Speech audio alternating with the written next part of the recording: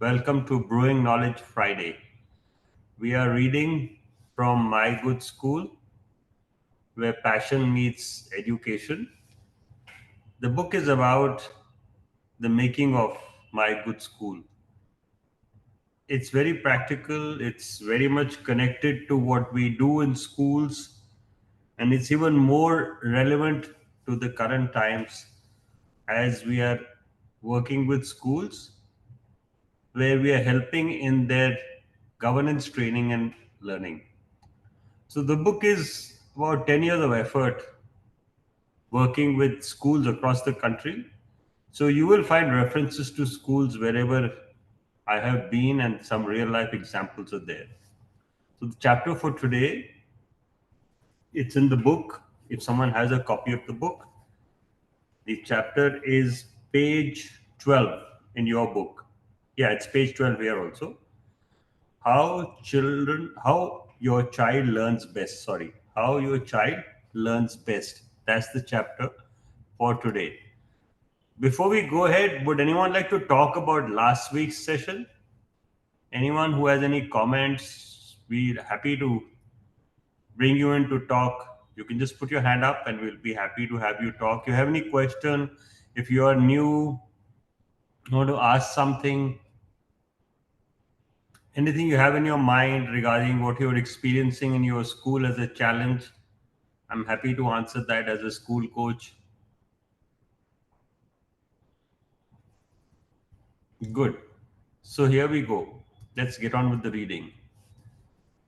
Your How your child learns the best. In an educational setting, an analysis of the student's learning needs helps them identify where they are in terms of their knowledge, skills, and competencies versus where they wish to be. That is what their learning goals are.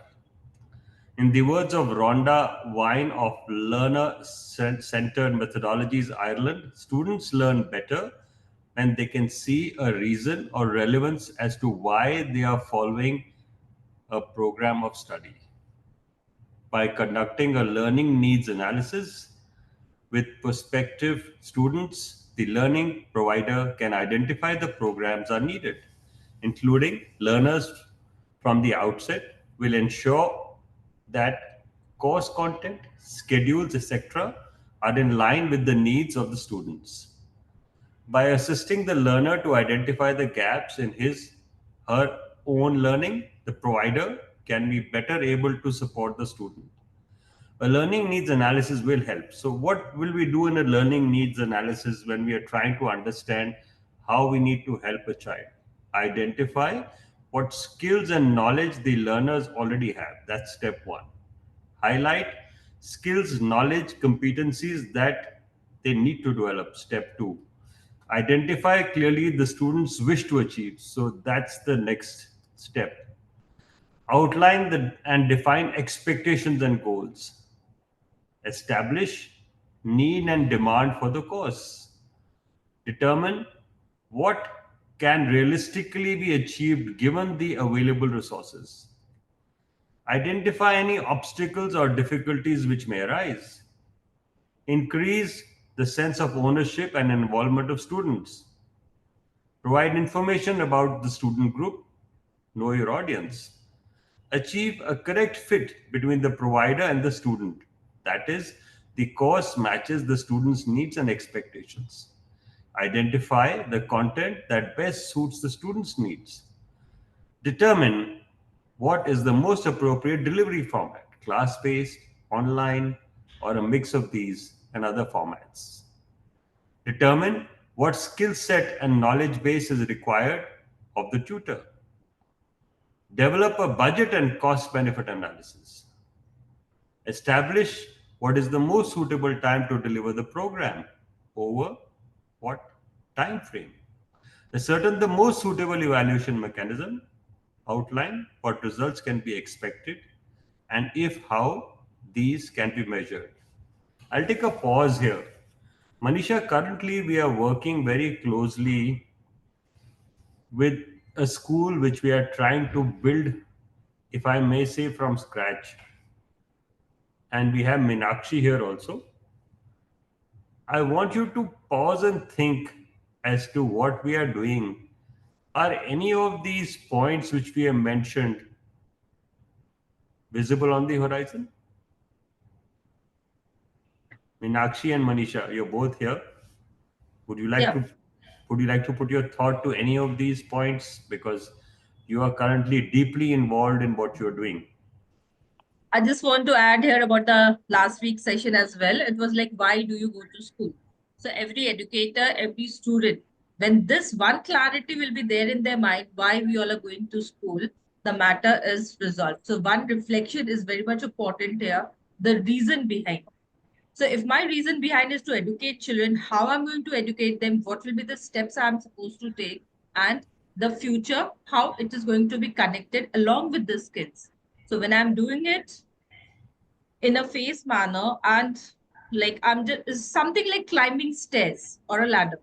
So when I'm climbing the ladder, am I going to put my right foot or left foot? And accordingly, everything should be designed and planned. So at AFA, we are doing something very much similar.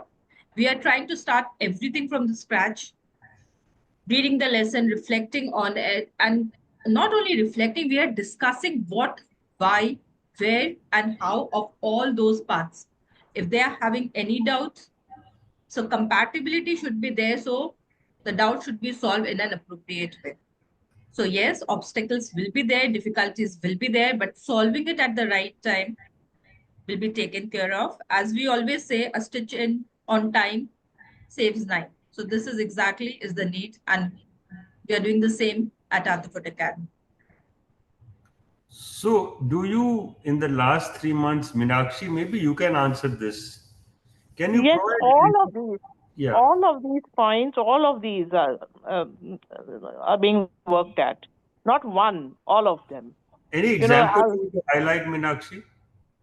like for example, defining the expectation and goals. Hmm. Okay. Uh, uh, Before we started with this thing, we have very clear, even before we started working on this, we had very clear idea of what the expectations and goals are going to be like.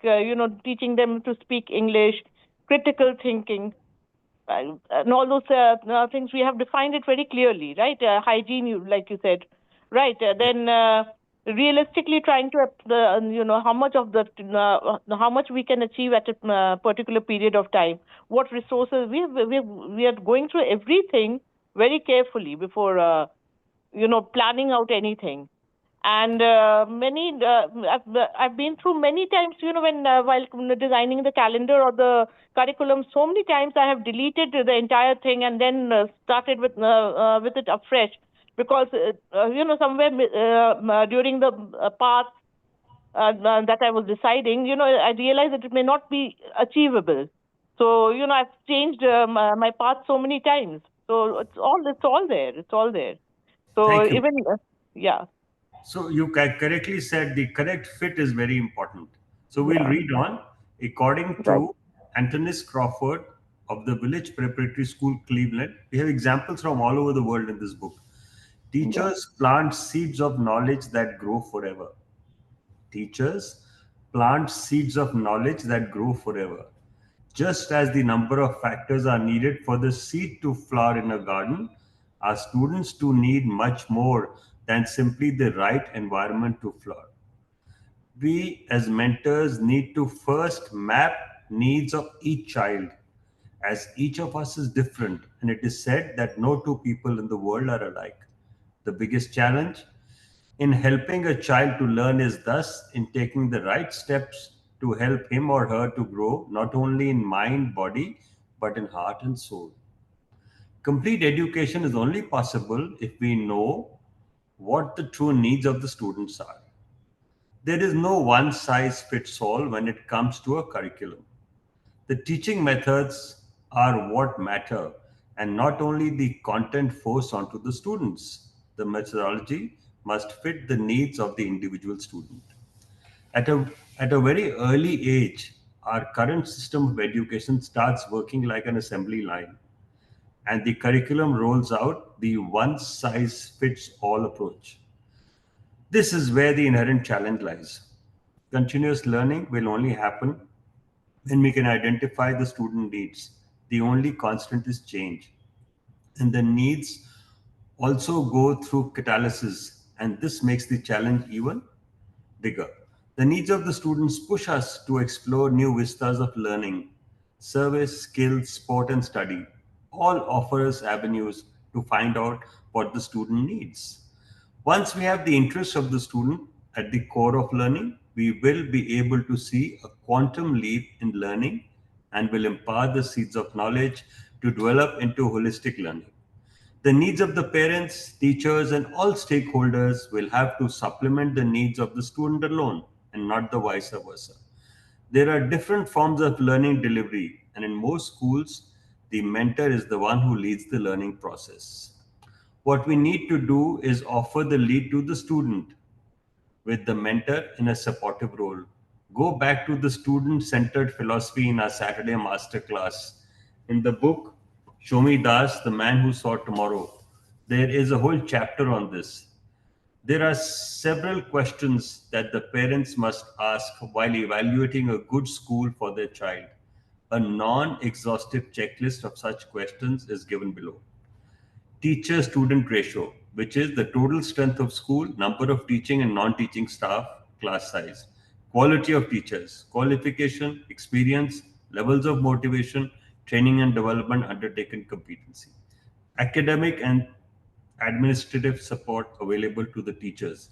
Look what we are saying, academic and administrative support available to the teachers, access of staff to contemporary research and development and pedagogic trends, curriculum design, academic and co-curricular, hobbies, sports, and spare time activities, involvement of every student in different aspects of the curriculum, academic options available to students. So these are the things you check in a school, whether you're a teacher. When you go to a new school, it adds value to you. If you're an existing school, think of these things and how you can help the school deliver better. Does the school offer the opportunity for experiential learning? The best of learning is only possible when we see the facility to ensure experiential learning is inbuilt in the school design. The school is a piece of land brought to life, a land with freedom, opportunity, joy, and space for each individual to find herself and himself. How should parents choose among the array of schools available? Should they opt for an old established school? Should they instead try out a new innovative school? Is a day school better for their child and their family or a residential one? What kind of fees should they expect to pay for what kind of facilities? Is a co-educational school suited to them or a single sex school? The list of questions is infinite. The answer lies in one challenge, and that is to identify the student's needs. This is truly the first and the last point of call for each parent and mentor. So, you as a mentor, it's the most important part for you. It is imperative for us to understand that the student needs will change over time and we should not become complacent on our part. Learning itself has a level of dynamism and energy to it, and this should propel us even further towards our goal of building knowledge and competence in what we love to do. The first and the final steps will always be the student's needs and not the simple timetable set by the school or the curriculum set by the education department of any state. The state, the school, and the society have often not understood the needs of the students. The economics of the process, the cost effectiveness of delivery of education, and the needs of the industry and the nation may direct us to deliver education in one way. And this is where the challenge, real challenge lies. Don't be afraid to fail. You failed many times, although you may not remember. You fell down the first time you tried to walk. You almost drowned the first time you tried to swim, didn't you? Sorry. Did you hit the ball the first time you swung the bat? Heavy hitters, the ones who hit the most home runs, also fail to strike out a lot. R.H. Macy failed 7 times before his store in the New York caught on. Macy's is the store English novelist John Creasy got 753 rejection slips before he published 564 books. Babe Ruth stuck out 1330 times, but he also hit 774 home runs. Don't worry about failure. Worry about the chances you miss when you don't even try. So I want to mention here we are soon going to start on Saturday a book called Productive Failure. So this year in the Saturday masterclass, we're going to work only on one book. And the good part of this book on productive failure is that after every chapter, there are things you can do in your classroom to handle productive failure. It's like a prescription. So there's a key takeaway from every chapter in the book. And I think it'll be worth your while to even wonder why you should not be with us on Saturday. The whole idea about doing productive failure as a professional learning program book in the Teachers Academy is that if you look at the book, the structure of the book is purely this: don't worry about failure, worry about the chances you miss when you don't even try. And productive failure will encourage you to take risks with necessary safeguards. There is opportunity in self learning, collaborative learning, online learning, and today informal learning is finding its proponents. So what we are doing is informal learning as well as online learning. The methodology is not the question, it is the objective that matters the most. The bullseye is identifying the student's needs. No effort should ever be spared to help the individual seed flower in the garden of knowledge and the world of opportunity. So there's garden of knowledge and the world of opportunity. I think we can do this. We have time, yeah. Now we're talking about the garden of flower and opportunity. I found a very interesting post which I thought I must bring in here. And I'm going to read from The Temple to the Garden, participating in the birth of a new media system. Now, I'm going to read about the media system, and this is an interesting thing which I brought in today while in the middle of a book. Why it's important for us to understand and adapt as to why we need to adapt and why we need to understand and do things differently.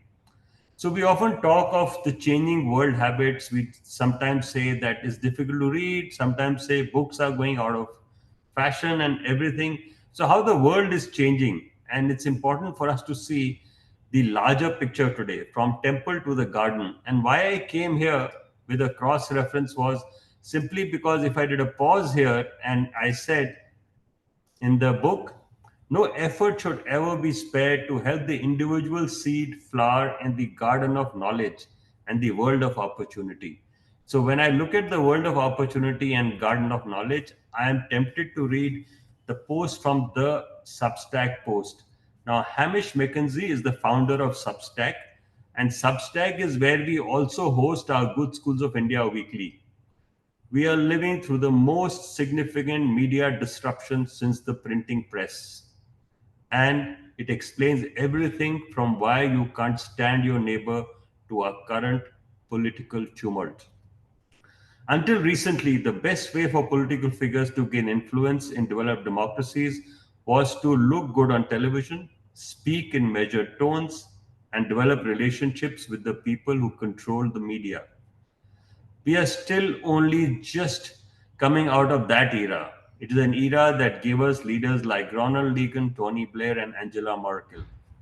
Today, we live in a more chaotic environment where the narrative frenzy of social media has given rise to political movements that gain power through exploiting attention of any kind, positive or negative, from moral panics to fulminating podium thumpers. We have gone from ask not what your country can do for you to dunk tweets and death by emoji.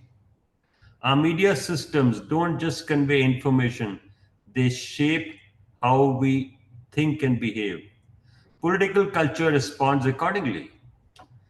We have seen how this cultural interplay unfolded with the arrival of the printing press. So I'm coming to more relevant times of reading and printing, which in the mid 1400s broke the literate elite's monopoly on information and subverted the Catholic Church's dominance. We saw it with the introduction of radio, which allowed political leaders for the first time to speak directly to citizens in their homes, placing new emphasis on emotional appeal. And we saw how television elevated image and personality above nuanced policy discussion. None of these transition was instant. Revolutions like this can take decades to fully unfold. What we are experiencing today may be the most intense phase of a profound transformation that began years ago. But as we know from history, this is not a permanent state. The printing press arrival, for instance, caused massive economic and social turmoil, but it ultimately helped birth the scientific revolution. The internet may be on a similar path, with initial destruction followed by renewal. While this period of change is in many months destabilizing, it can also ultimately help culture flourish.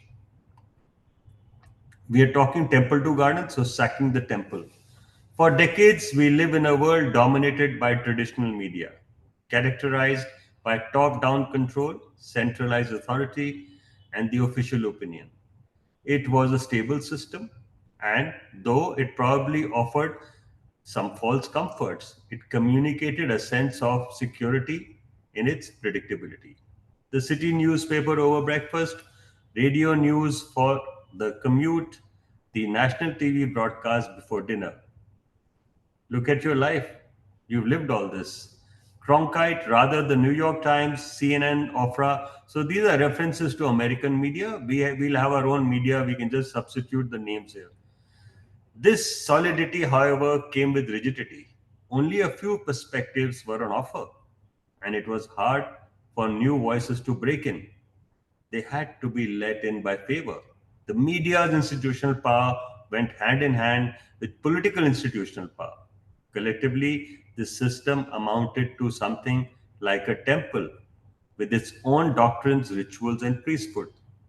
Good luck to the unbelievables, which means if you did not believe in the current system of governance and the nation and the media, you couldn't survive. The system is falling apart now. It has been for a while, of course, but the entropy has reached an accelerated state. Entropy is a very interesting word here. Entropy will come into play when you talk of frequency, when you talk of a critical mass, if I may say. You talk of physics and particles moving, so entropy comes from there. Entropy means the vibrations have reached a particular accelerated stage. So first, Craigslist laid waste to the classified business that had propped up many newspapers. Then Google, Facebook, and YouTube won the ads business that almost all the media depended on. And now these subscription streaming services, Netflix, Amazon, Prime, Max, are taking out TV's other knee. These are irreversible trends. The temple will only crumble further. The priest will only get sick. Their time is past.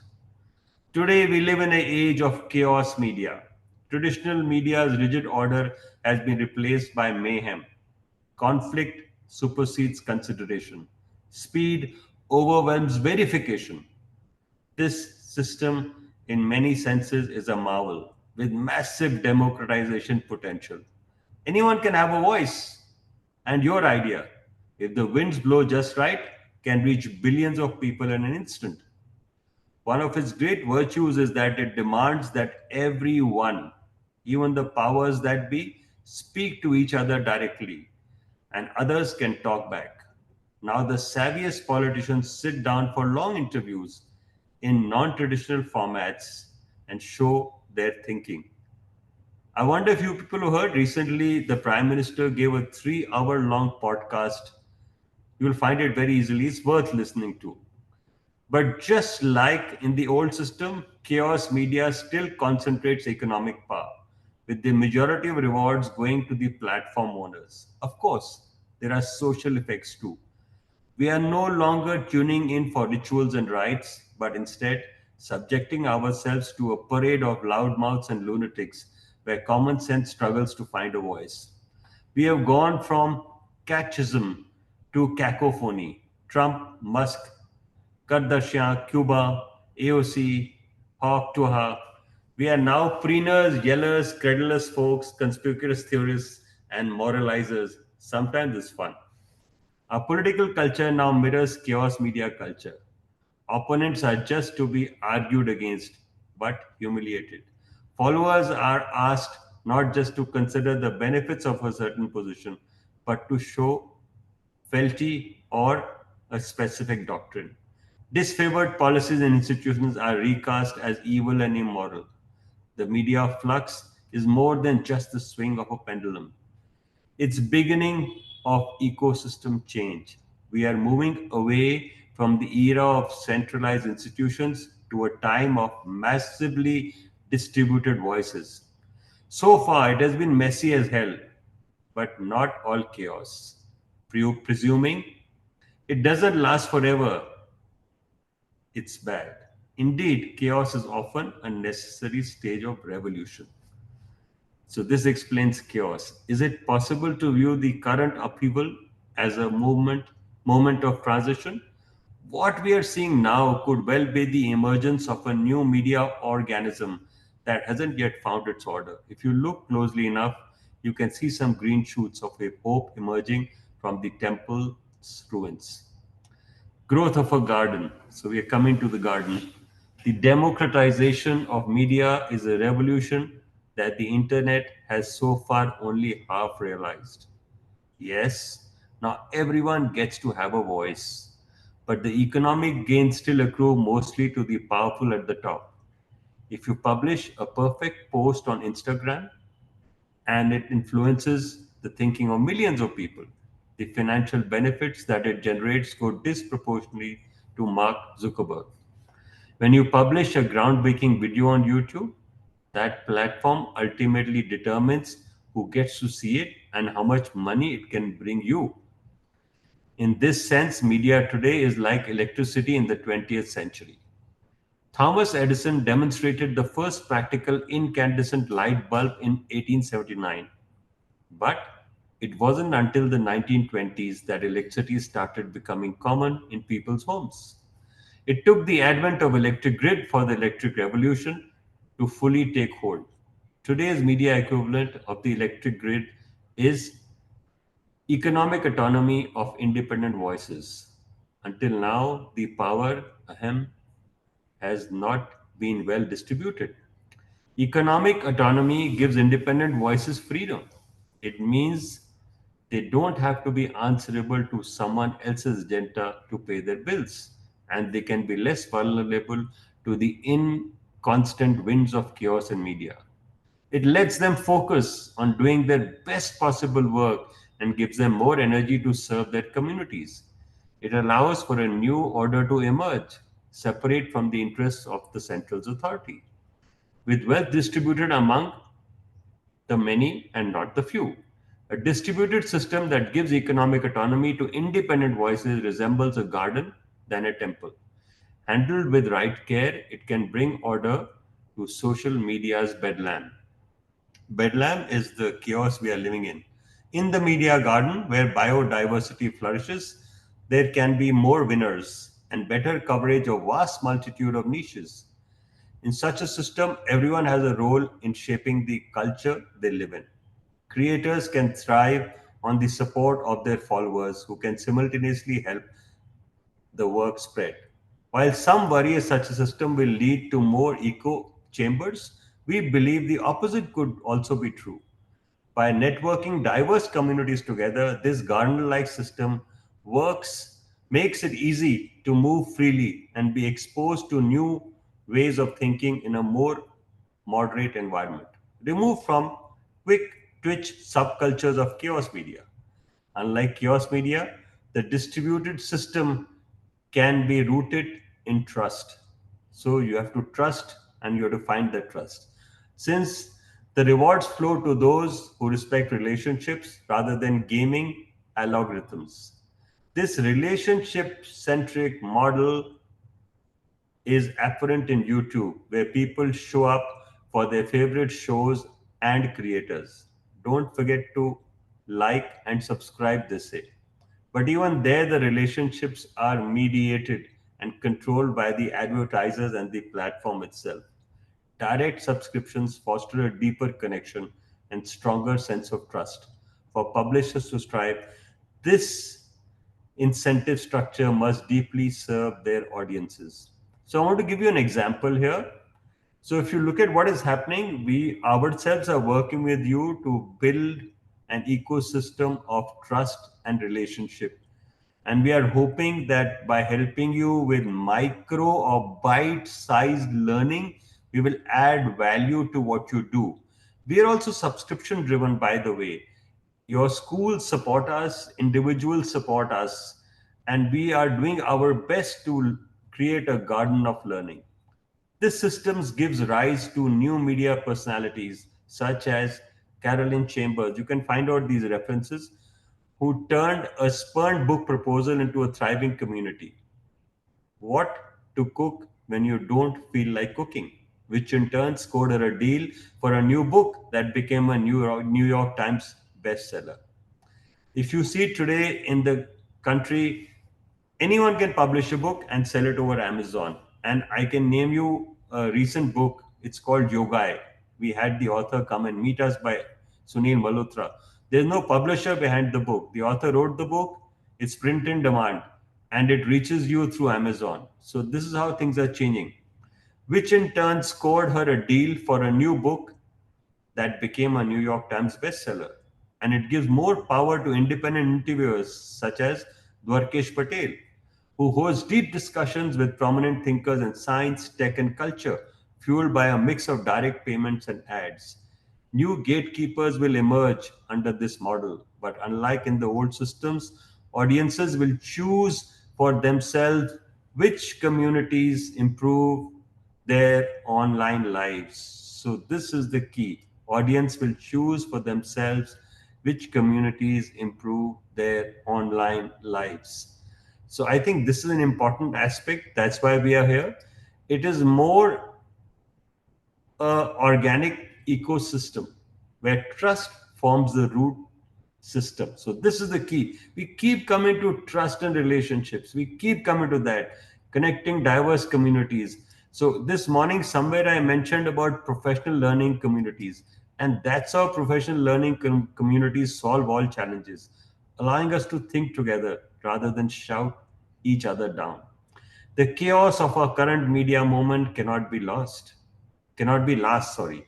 But no one knows exactly what the new landscape will look like when it stabilizes. That's precisely why your choices today matter so much. Every subscription, every share, every minute of your attention is a vote for the culture you want to see flourish. You can choose to invest in a system that values deep relationships over the flimsy validation that chaos media offers. You can reclaim your attention from the dumb scroll feeds and pour it like water into the seedlings of a better future. You can reclaim your attention from the dumb scroll feeds and pour it like water into the seedlings of a better future. These actions aren't just about getting better content or contributing to a healthier media economy. They cultivate a richer, more thoughtful culture capable of addressing the complex challenges of our time. It's a culture worth subscribing to. This is an interesting piece which I read, and I thought it'll be worth my while to do this read today. In the panel, we have with us Umesh Vyas, we have Kunal Raj Purohit, we have Minakshi Prasad. So, as Brewing Knowledge Friday is evolving, I thought this was a flavor of times to come. And it's important for us to understand the making of a school depends on the society, the environment, the people, the trust, the culture, and the relationships. That's key. And that's why I brought in this article today for you to deep read.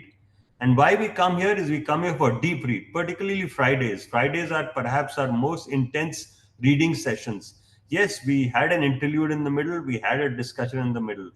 I'm going to ask Umesh, who is our guest today.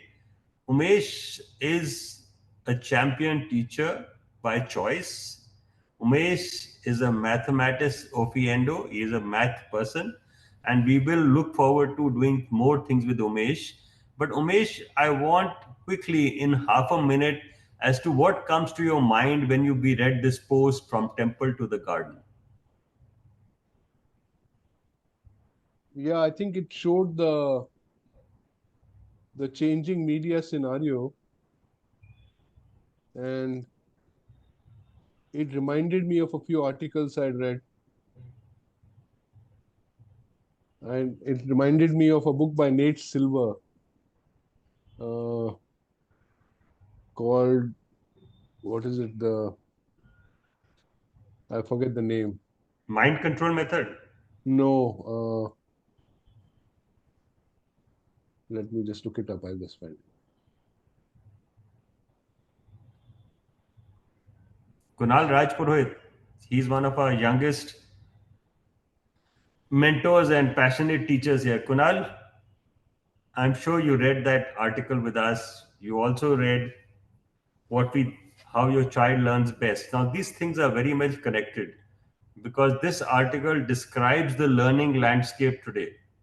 And what we read in the chapter in the book is what we are traditionally seeing in our present school system. Kunal, you want to add something post reading this article from Temple to the Garden? Because I feel our journey here at My Good School is also one from Temple to the Garden. And that's why I find this article more relevant. Over to you, Kunal. Yes, I think from printing press to now coming AI, the information and there are many things in education which are keep shaping up year by year. Like from printing press in Europe, and now you see information at a very mass level is present to every child and student. I think that is taking place, and I think through this article, I'm just reading the book called Nexus, which is by Noah. So I think it very much clearly, resonate with that book. Thank Yeah, you. I'm glad you mentioned Nexus and these kind of books, if you ask me, are very contemporary. They make you think. And we are, The the Nate yeah, Silver book I remembered was The Signal and the Noise. okay, Signal and the Noise. Yeah. Do you want to tell us something about the book in half a minute? Yeah, We're in the so last 7 the minutes. connection was, he mentioned that the printing press caused a lot of social divisions when it came, and a lot of wars in Europe were because of the printing press. And that's why the internet will also result in a lot of social divisions. And that's because everybody manages to find an echo chamber, something that these guys mention and they reject. But that's what Nate Silver argues. Wonderful. And I'm glad, this article is interesting part of brewing knowledge. And that's why we call this session brewing knowledge. Whole idea in this session is to bring existing knowledge, future knowledge, past knowledge, and make it easily accessible as bite-sized learning to our community. Anyone in the audience wants to talk, we are more than happy to give you the mic. Let me know. Just say hello. Aisha, Jyoti, Indu, Suman, Ashwini, Anjali, Parpreet, Banu, Ruchika, Simran, Kavalpreet. We have three Kavalpreets. I wonder you got it four, in fact. That's fantastic. We are dominated by Kavalpreet. Dipinder, Samta, anyone. We are more than happy to have your opinion.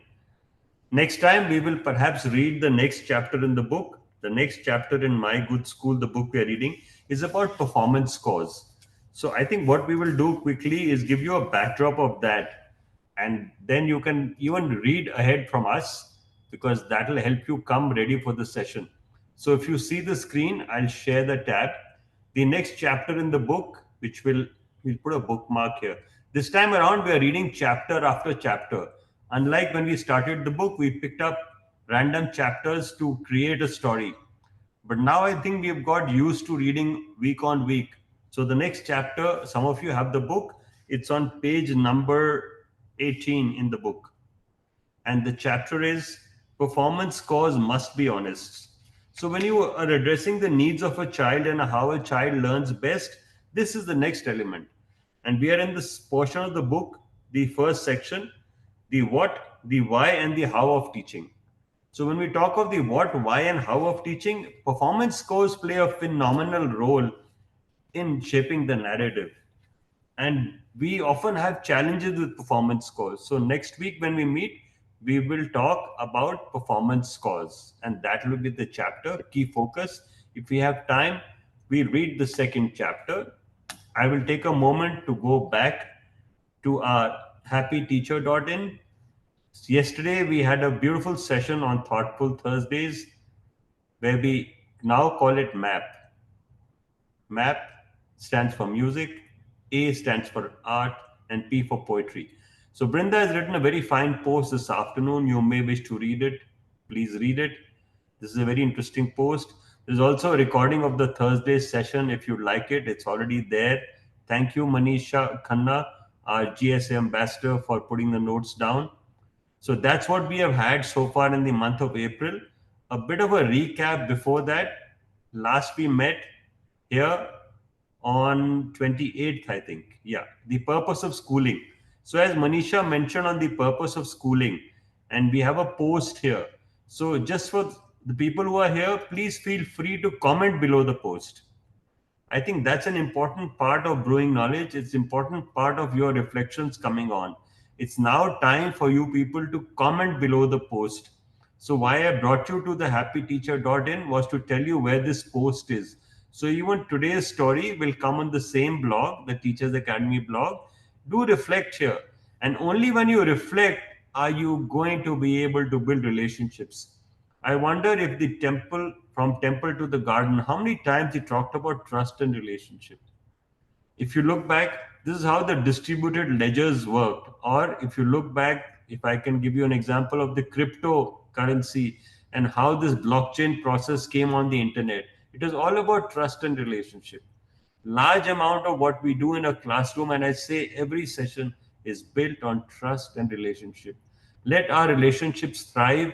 Let us trust each other, and let us at least be honest to at least write something when we go back from a session. We want you to think.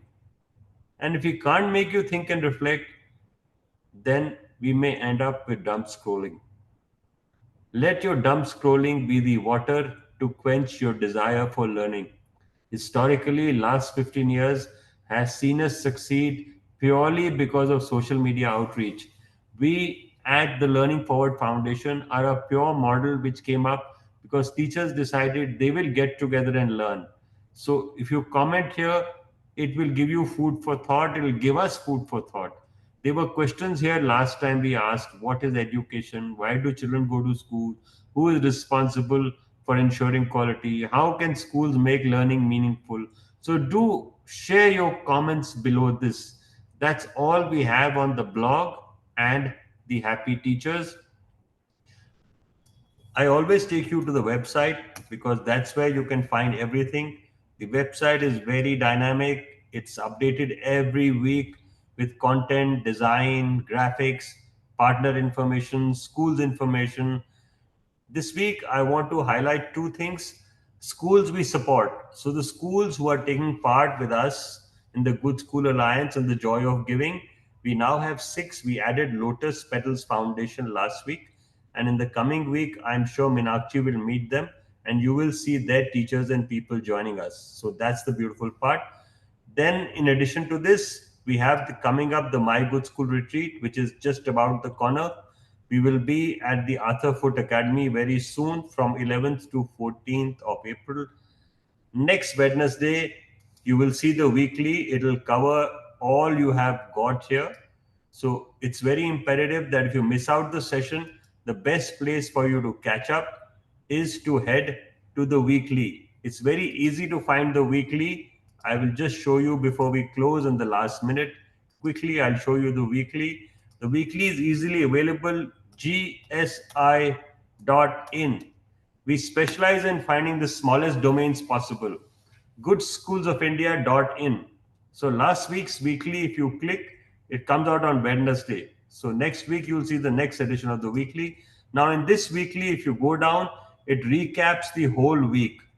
It gives you the calendar, what's happening. It recaps the whole week. as to what we have done in everything. The Thursdays, your Friday session is here, then your Saturday session is here. Everything is recapitulated and captured here, right up to the Sunday school. We don't work on Monday and Tuesday, but last week we celebrated 25 schools who have now become part of our 25, 26 cohort. Thank you for that. We have the critical mass to go on this journey of learning forward. Thank you so much. It's been a wonderful Friday evening of brewing knowledge. We are bang on time. Anyone in the last second wants to say something? Yeah. Manisha, over to you. Yeah, Umesh. Yeah, I just wanted to, I think you had read the criteria for choosing a school. I was missing, isn't the board that the school subscribed to important? Yeah, Umesh, it's all there in the book. We have discussed the board. You have come at a time when we've already discussed that. So that was in a previous chapter. We actually had a whole chapter on boards. So Okay. if you look at the whole book, My Good School is very totally encompassing. So we only read one small chapter. It's very much there in the book. What you said. Thank you for highlighting that. Manisha, over to you. I would like to thank everyone present here. And it was a nice and wonderful session as it is giving us food for our thought. Brewing knowledge, why we are here, why, and what all is the takeaway from this session and how we're going to implement for our classes and what should be done. I believe you all must be having a few thoughts. Please comment whenever you are having time in the post below. And the post will be shared with you very soon. As Sir has mentioned that on Wednesdays, we'll compile everything and you'll be getting the post. Thank you. Thank you, everyone. Thank you, Kunal. Thank you, Minakshi. Thank you, Manisha. Thank you. The panelist I missed, thank you, Umesh, for coming in at the nick of time and always volunteering and finding your way around. We deeply appreciate you. And I'm sure together we will be on the same track very soon. Manisha will soon have a session with you and we can plan how we can use your expertise to take brewing knowledge further. Thank you so much, Umesh, and keep reading. That's all brewing knowledge asks you to do. God bless you all. Thank you.